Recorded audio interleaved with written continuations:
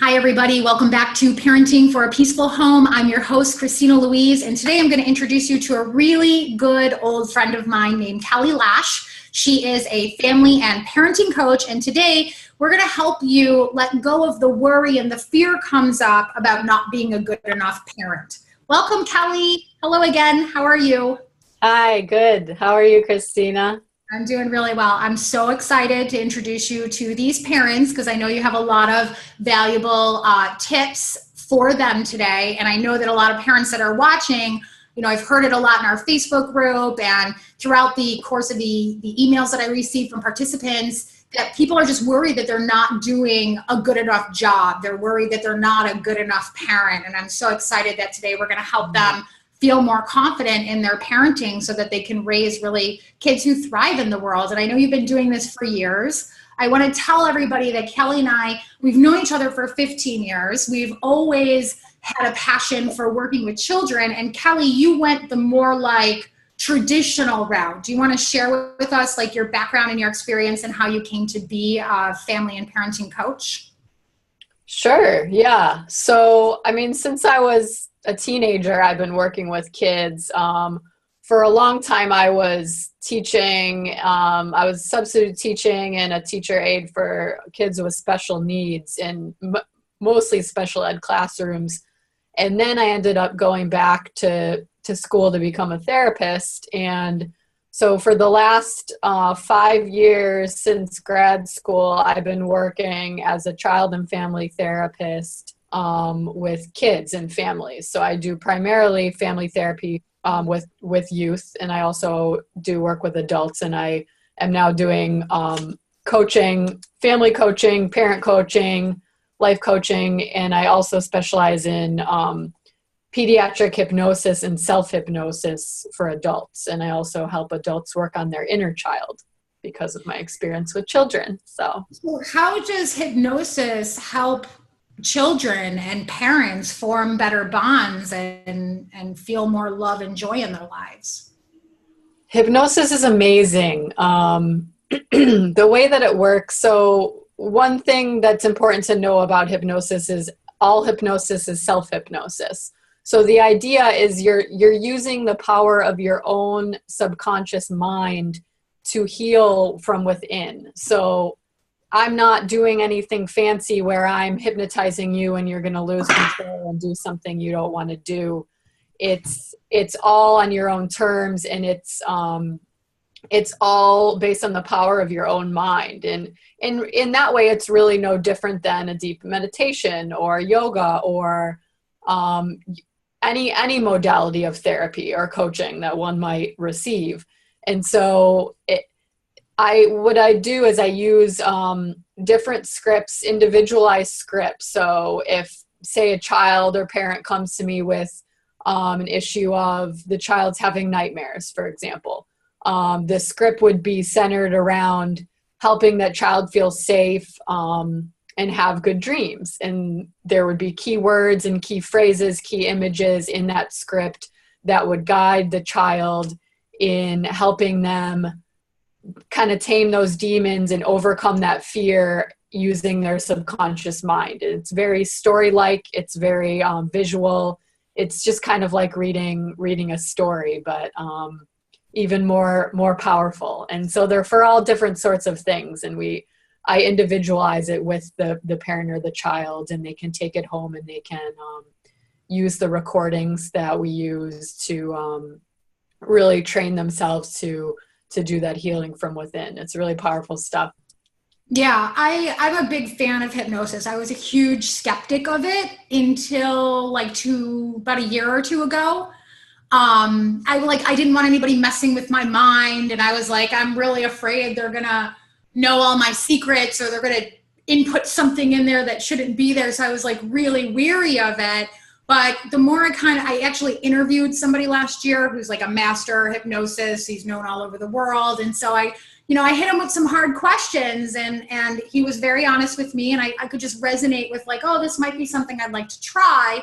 And then coincidentally last year, I attracted somebody into my life, and I've been using hypnosis in my own life for the last year very successfully. So definitely can vouch for the power of hypnosis. I feel like as long as you really resonate with your practitioner, and that goes for really any kind of work that you're going to do, whether it's inner or outer work, wouldn't you agree?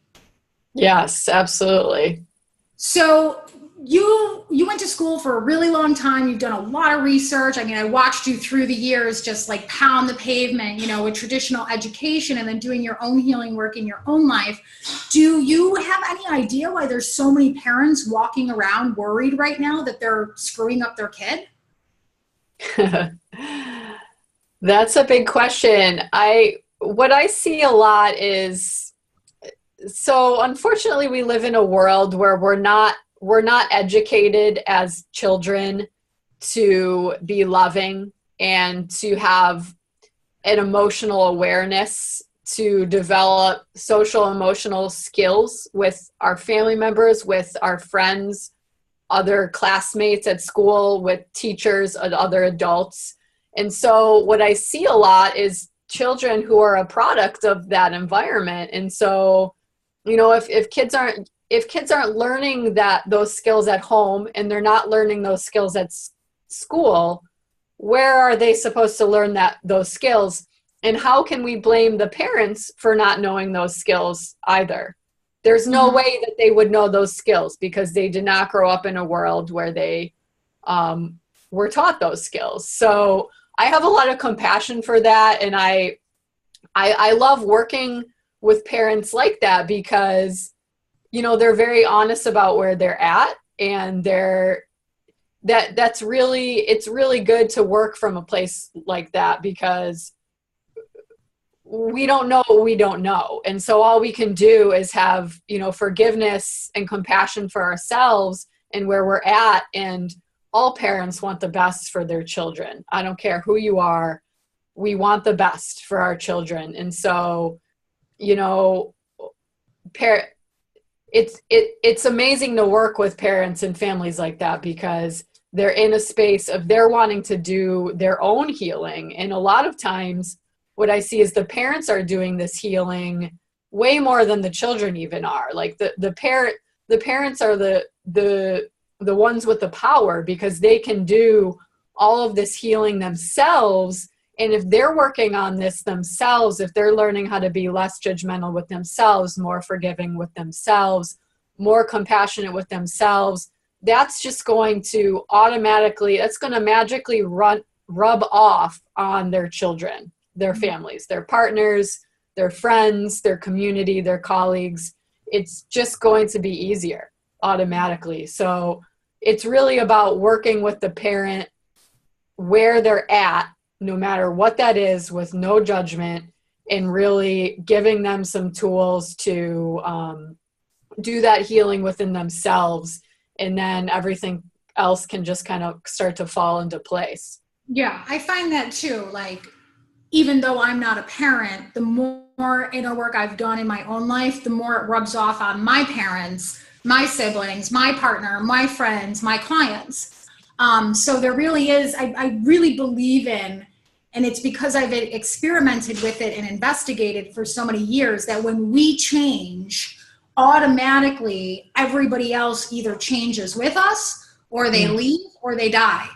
Have you found that to be true as well in your work? Is that what you're saying, Kelly? Yes, absolutely. And it's all about like our change from within and our perception of the world around us. So if we can know how to love ourselves most of the time and forgive ourselves, then that's going to be emanating towards everyone we come in contact with and raising the energy of everyone around us. Mm-hmm. So let's back up for a moment. I want to just highlight a couple of things that you said so far. So one is the compassion piece, like having compassion for ourselves as parents, no matter where we are right now, and just being honest about that. And then also understanding that as parents, we didn't grow up in a world where we were taught these skills, right? So what are those skills? I mean, you mentioned them, but let's kind of open them up a little bit just so everybody watching has a clearer picture of what they're reaching for. So what are the skills that are missing in the school system, in homes, generally speaking, at this time in history, that are needed for?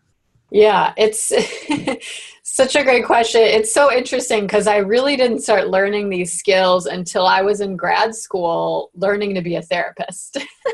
And everyone around me, it was the same situation. So, and that's okay. That's okay.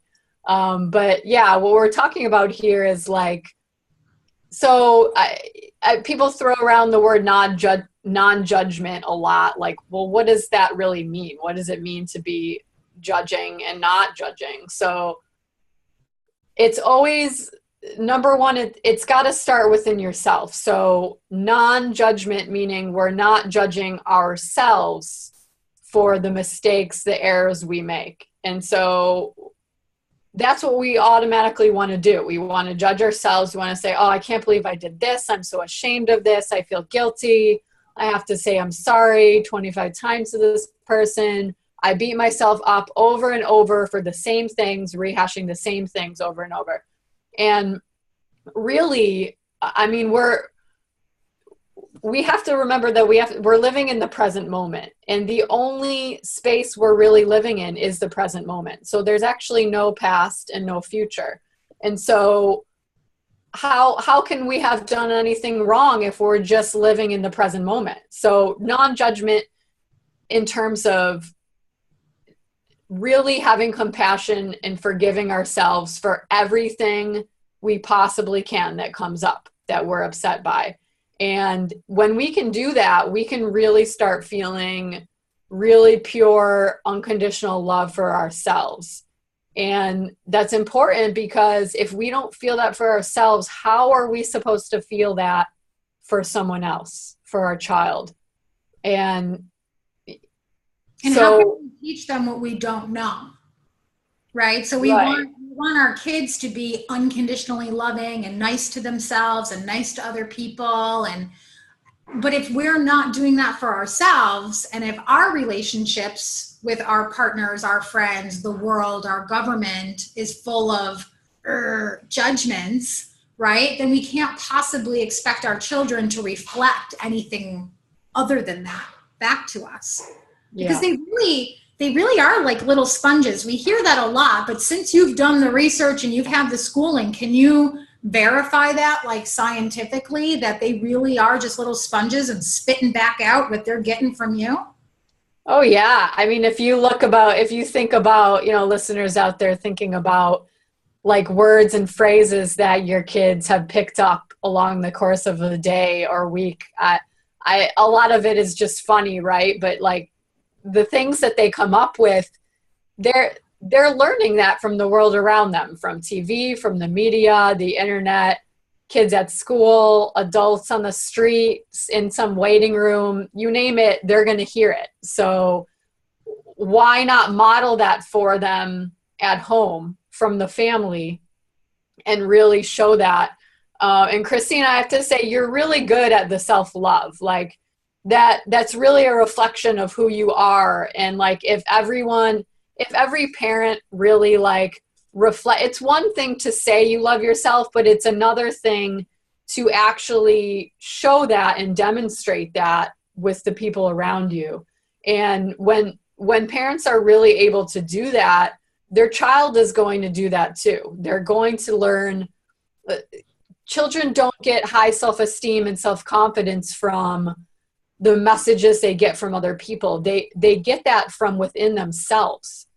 And a lot of people think that that's not the case. They think that they get it, if they get good grades or they win the baseball game or whatever it is, but they're getting that from within themselves. And that's the only place that we can feel any of these feelings is from within ourselves. Like other people don't make us feel good or bad. And that's really, really hard to do. That's hard to recognize. That's hard to live in a space like that.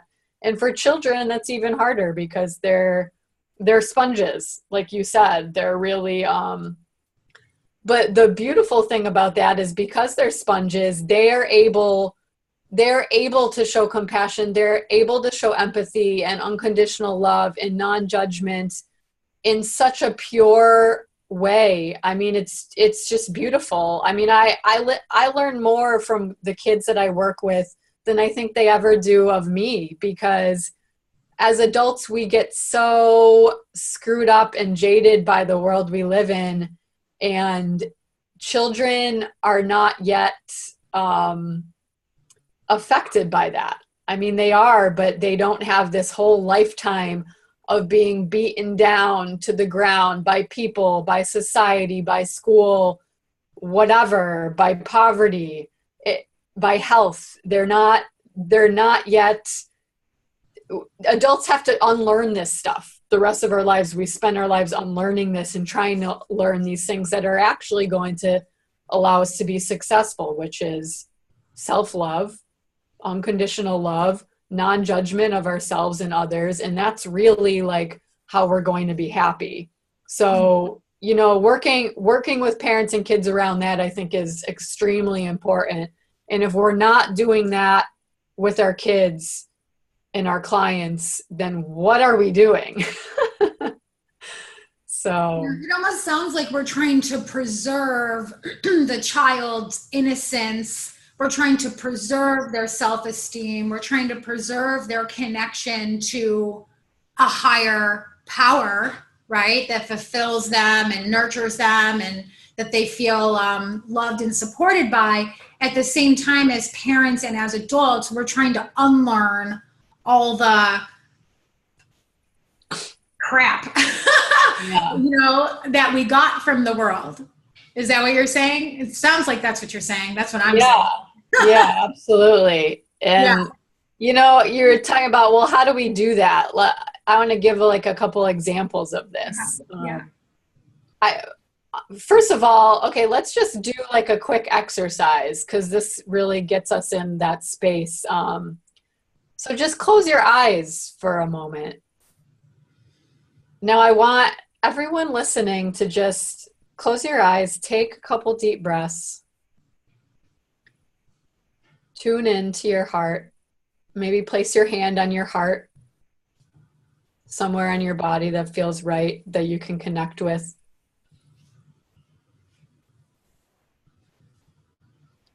And I want you to just think of a memory. It might be a childhood memory. Think of a person, an animal, maybe a time in nature. Any memory that you can really pull up in your mind that really demonstrates a feeling of love, a feeling of unconditional love, of non-judgment, a feeling of safety, a feeling of support. Just visualize that for a moment. Where are you? Who are you with? Are you with anyone? What are the sights around you, the smells? What can you touch around you? Just breathe into that memory for a moment.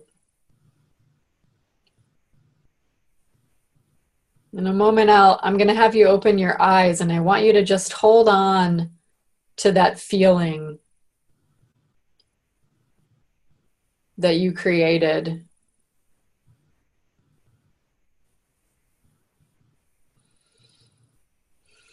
Take another deep breath. When you're ready, open your eyes. You didn't tell me I was going to need tissue. Yes. Christina, would you like to share what you were thinking about? Yeah. At first, I was just kind of like floating around, but you know, the more you just kind of stay present and trust and stay open, the more you kind of find yourself landing somewhere. And so I landed. And if that didn't work for you the first time, just pause, rewind, and go through it again, and you'll get it. You just got to take the pressure off of yourself, and you just kind of got to just listen to the words and put your hand on your heart and close your eyes and just kind of notice and wait. Don't try to make anything happen with processes like these. So I'm pretty good at that. So I was able to get it, and it's okay. It's a practice. It's just a practice. So try it as many times as it takes. That was really good. Okay. So I was in my great grandmother's home growing up. So I remembered the carpet and kind of playing with my toys on the carpet and being held by her. And just, it was a very safe place for me growing up. It was the only place for me growing up, honestly. Yeah. And that's okay, because you had that one place. Yeah. Yeah. Thank you for sharing that. Mm-hmm. And thank you also for sharing, like, if you don't think about that, like if something doesn't come to you, give yourself patience with that and just wait for it, because it will come. And we really have to be patient with ourselves. Like, if we've had a lot of trauma and a lot of horrible stuff happen in our lives, like that, it can take some extra work to really get in that space. But once we're in that space, it's so powerful because it's so healing. And, I recently heard this, I'm not going to get it exactly right, but the idea is like, when we're in a space of healing, like when we're in a hypnotic state, when we're in a meditative state, when we're dreaming, all of these really calm, relaxed states that we're in, these purely loving states, that state is so fluid that we're doing like thousands of times more healing in that space than we could ever possibly do in just like a normal moment throughout our day. So just a typical moment, maybe we're driving to work or we're making breakfast or whatever we're doing, we're dealing with our screaming child, like that state that we're in those moments is not a fluid state. And so it's really not a state that's conducive to healing. And so if we can get in this state that we were just in this brief little exercise for even a few minutes a day, there's actually research that shows that if you can get into a kind of state like that for 7 minutes a day, then you can do incredible healing. And it'll set your whole day up for just much more love. You can receive love more, you can give more love, and you can just be more calm and more patient and happy with the people you interact with throughout the day. So, and it's something really easy that we can do as well. Yeah.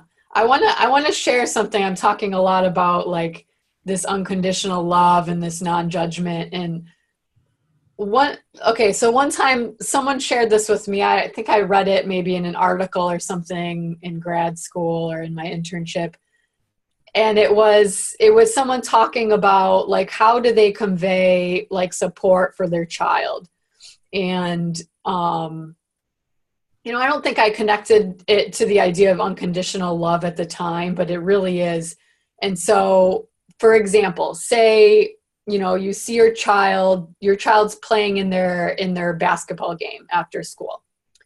And after their basketball game, child runs up to you and you just say, "Wow, Johnny, I really loved watching you play." And what that is, let's break that down really quickly. So in that sentence, "I really loved watching you play, Johnny." What that conveys is that, one, you were in that experience with them. Okay, so there's no, "Oh, you did a great job, you got an A on that test," or "You scored 3 goals in that game."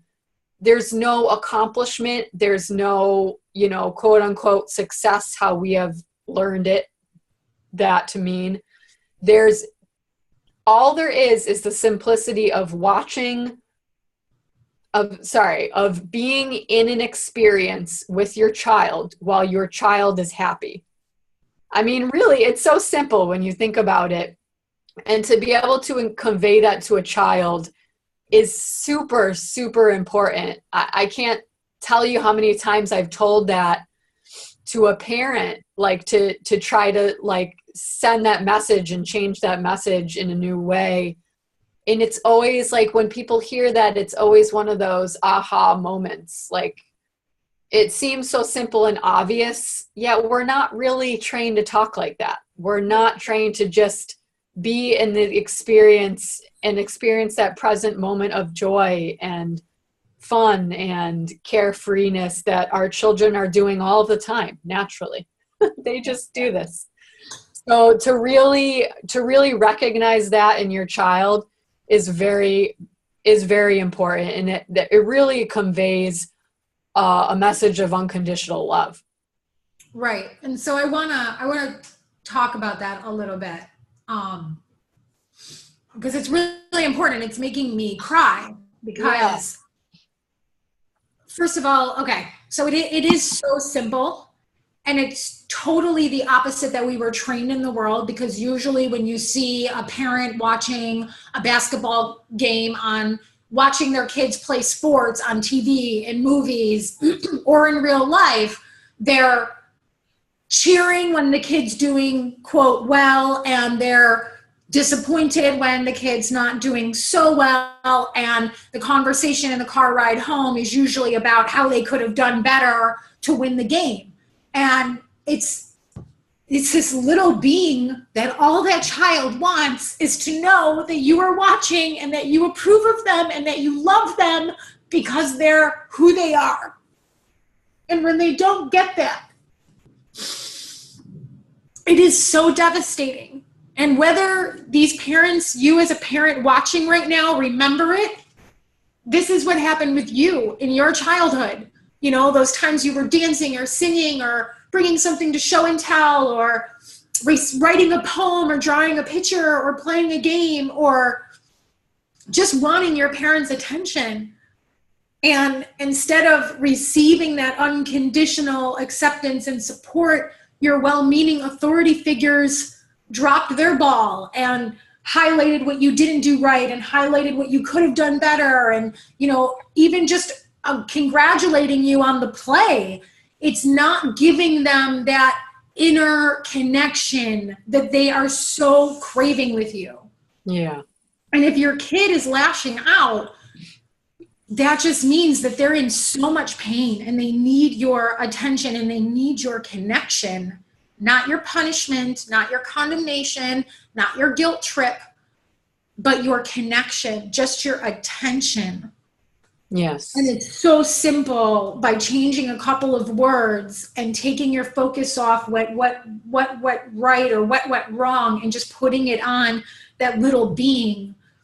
It makes such a huge difference. And that's why I'm tearing up, because I do remember not receiving that. And I do remember receiving it sometimes. Mm-hmm. And I really hope that the parents that are watching are just having so much grace and compassion for themselves and just absorbing this information and making a new choice. Yeah. So, I know that you, Kelly, are here to support these parents who want to feel better and do better and heal. And I know that you have a really cool, special, free gift to share. And I'd like to give you an opportunity now to talk to the parents about that gift. Sure. Yeah. Thanks, Christina. Yeah. So the free gift is, it's a free half an hour phone consultation with me. So if you're having whatever issue you're having with your child, you don't even have to have a child. If you just want to talk to me about something, schedule and get on the phone with me and we'll talk it through.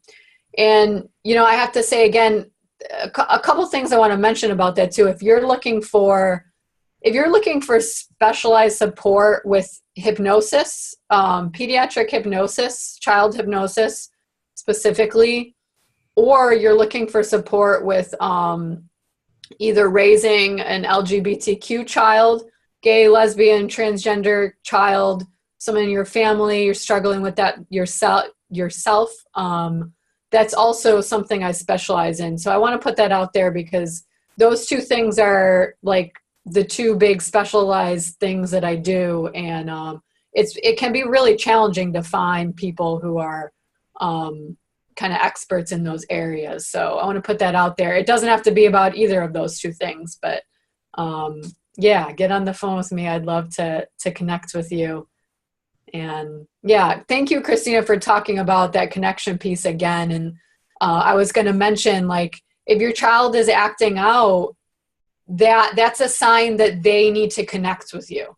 It's almost most always a sign that they're lacking a connection with you.